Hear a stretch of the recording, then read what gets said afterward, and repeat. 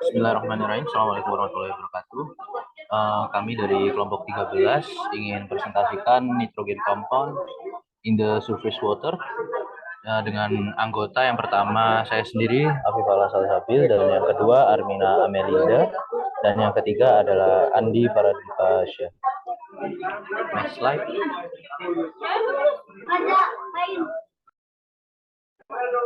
Berikut adalah tabel of content dari materi kita. Yang pertama ada identifikasi hazard populasi berisiko pathway. Yang pertama ada identifikasi hazard. Penilaian dampak kesehatan menggunakan prinsip-prinsip metodologi penilaian risiko kesehatan daerah yang terkontaminasi berdasarkan pedoman US EPA untuk proyek Superfund. EPA 1980, metode tersebut ditertibkan dalam Risk Assessment Guidance for Superfund atau dari EPA 1989. Meskipun nitrat belum dilaporkan bersifat karsinogenik pada manusia, nitrat merupakan prekursor dalam pembentukan senyawa N-nitroso. Banyak diantaranya mungkin bersifat karsinogenik bagi manusia, menurut Cohen 1996. Selain itu, efek karsinogenik nitrat dalam air belum didokumentasikan secara memadai. Mengenai efek kronis, tidak ada bukti yang jelas tentang efek buruk kesehatan yang terkait dengan konsumsi nitrat. Studi epidemiologi kanker menunjukkan tidak ada hubungan antara asupan nitrat melalui makanan dan peningkatan risiko kanker menurut Greenspan tahun 2006. Selain itu, saat ini tidak ada nilai kesehatan yang dapat digunakan untuk mengukur risiko karsinogenik.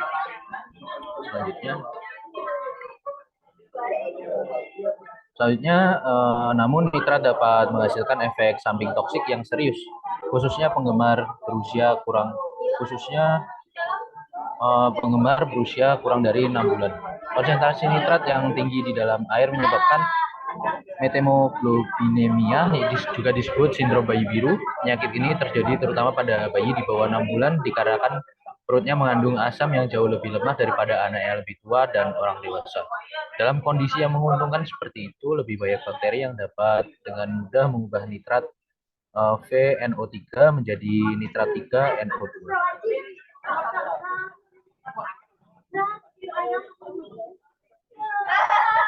Selanjutnya ada yang terakhir, kemudian diserap ke dalam darah dan mengubah hemoglobin atau komponen darah pembawa oksigen menjadi methemoglobin. Dengan demikian oksigen tidak dapat diambil secara efisien dalam tubuh bayi.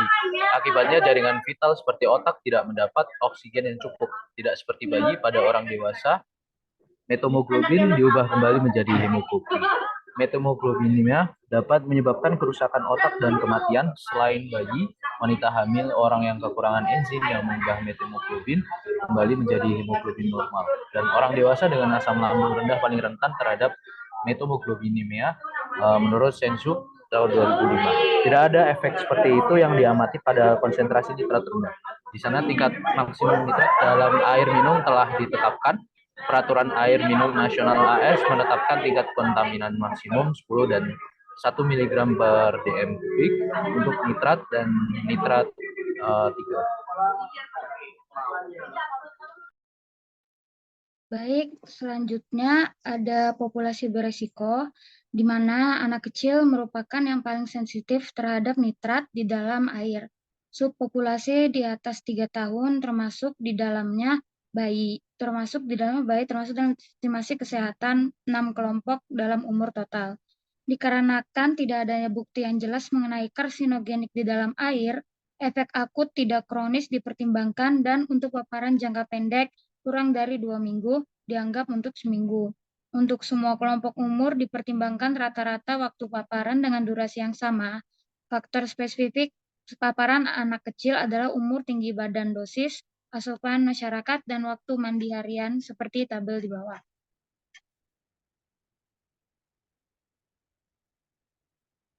Lalu, terdapat 2 jenis paparan yang dapat diambil sebagai pertimbangan, yaitu oral dan dermal.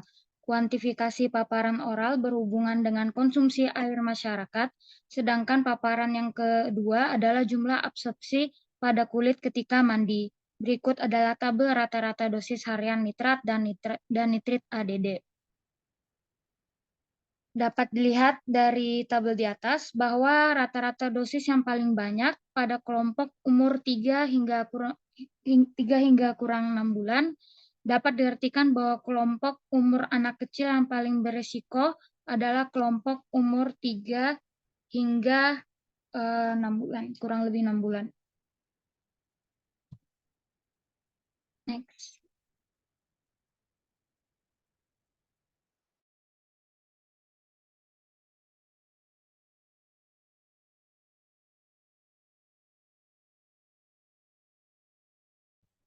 Kemudian ada penway, senyawa nitrogen di permukaan air tentu dapat menularkan zat berbahaya dengan berbagai cara. Dalam kasus ini, dua jenis paparan yang dipertimbangkan yaitu oral dan dermal. Paparan oral karena konsumsi dengan air yang mengandung nitrat adalah jalur utama nitrat ke dalam tubuh individu. Nitrat yang masuk dalam tubuh akan berikat dengan hemoglobin dan akan menghambat darah melepaskan oksigen ke sel-sel tubuh, akibatnya tubuh kekurangan oksigen. Kedua adalah penyerapan melalui kulit saat mandi atau dermal. Nitrat meresap melalui kulit mencapai sistem peredaran darah untuk menentukan porsi paparan ini. Koefisien permeabilitas kulit dari nitrat dan nitrit harus digunakan dalam perhitungan karena nilainya tidak diketahui. Koefisien permeabilitas untuk air digunakan pendekatan semacam itu mengasumsikan bahwa polutan dengan bebas menyerap air melalui kulit tidak dihentikan oleh jaringan kulit. Absorpsi dapat terjadi bila terjadi kerusakan kulit, misalnya adanya luka.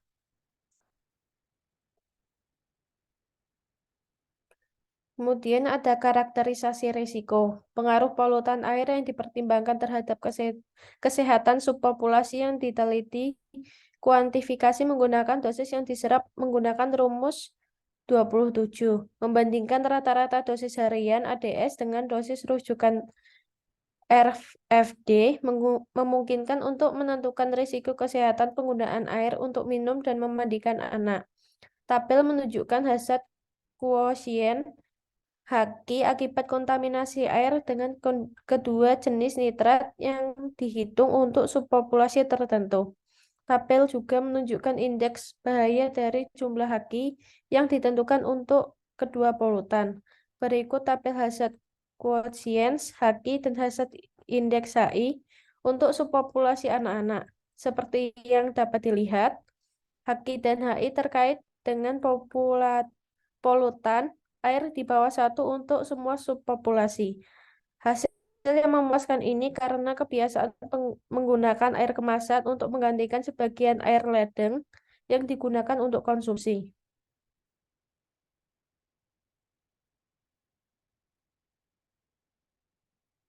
Kemudian, tingkat bahaya yang dihitung jauh lebih tinggi bila air kota yang digunakan. Mereka mungkin mendekati nilai HI kritis ketika sumber nitrat tambahan lainnya dipertimbangkan. Seperti yang diharapkan, semakin tua populasi anak, semakin rendah kemungkinan reaksi merugikan dari methemoglobinema.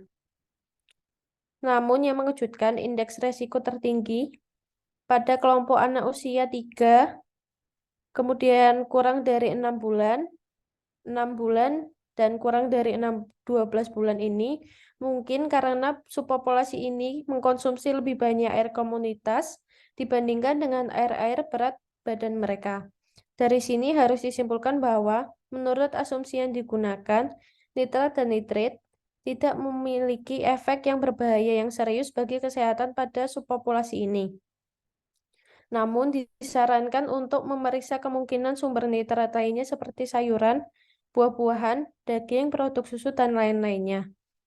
Bayi yang lebih muda di bawah 3 tahun diharapkan menghindari jenis makanan tersebut kecuali susu.